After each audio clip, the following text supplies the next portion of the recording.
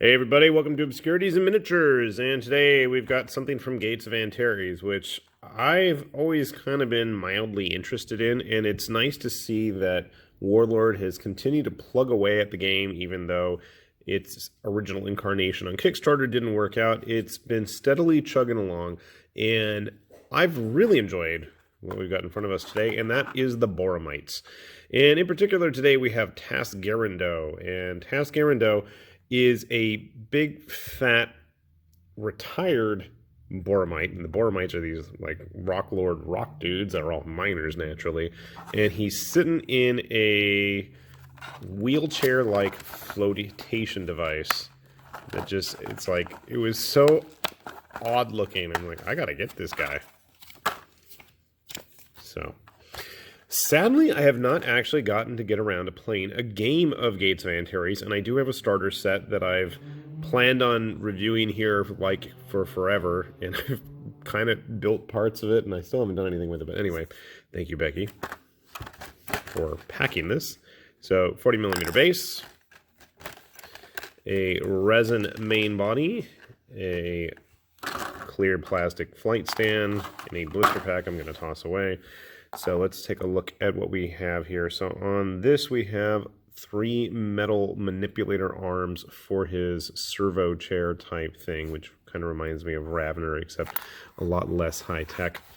And so here is our miner friend himself. And the detail, I gotta say, every now and then whenever I've gotten around to getting resin models from Warlord, they're always really nicely cast. I'm not sure who casted it. It doesn't look like Protoss or anybody else that I'm familiar with, Zealot or any of those companies. But nevertheless, the detail on our rock friend there is quite nice. I mean, I can only zoom it in so far before you're like shoved in his face. But overall, I mean, just it's a very high-tech looking machine, and it's got a nice little cannon on there as well. So he's going to float, and then he's got all his little manipulator arms to help deal with his mining job. It's a funky little machine. It's not a model that I really have anything similar to in my collection. So I'm going to clip all these parts off, and I'll get them put together, and I will grab some of my painted Boromites, and we'll take a look at them together. Alright, we got Tas Geren'do here, all finished up. You can see him floating in his little seat. Whee! So, he's got like this funky magnifier eye doctor exam thing that he's using here as he's picking up various rare minerals to identify. After all, he is a miner, so that's what miners do. It's just a fun, weird alien.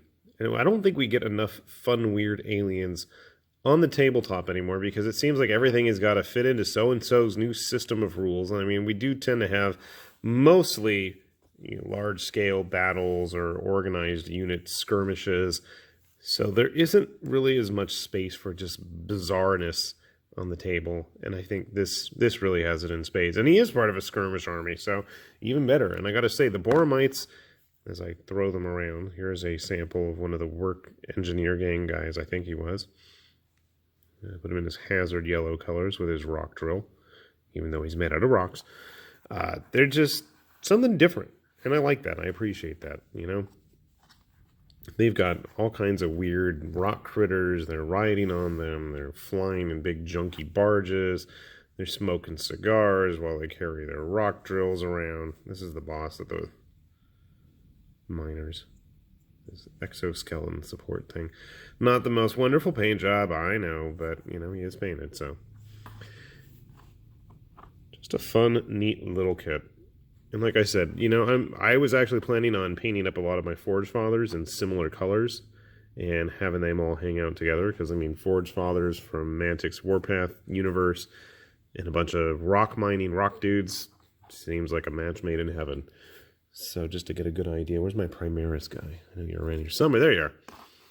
So just to get a good sense of size. These are more true scale 25, 28 millimeter models. Obviously, they're getting dwarfed even by a GW Marine. And again, putting him on a more modern size base, he's a little bit closer in size. Warlord likes these real flat bases, and Whoops. I'm a stickler for keeping things on the bases that they use. Most of the time. So just to get a good sense of scale. And I gotta say, they keep churning out new and interesting Gates of Antares models. I should have some more videos of Gates of Antares stuff coming up soon, because like I said, they keep putting out weird space-raced aliens. And I think we need more of that on the tabletop, and especially in skirmish games as well. So, hopefully, we'll have them back here soon. With that said, this is High Lord Tamberling with Obscurities and Miniatures saying thanks for watching. Hopefully, you'll join us when we get them. Bye-bye.